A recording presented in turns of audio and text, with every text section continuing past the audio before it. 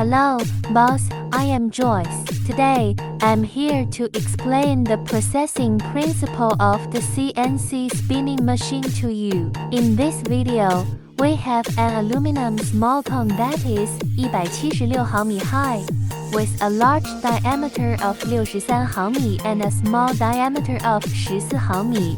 It was fabricated on the 300 simple machine through the spinning process.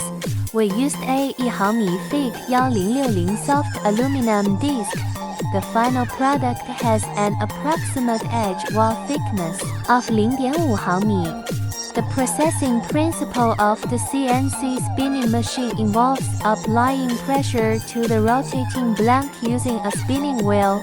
This pressure causes the material to deform plastically and gradually take the desired shape. The precise control of the machine ensures the accuracy and consistency of the final product.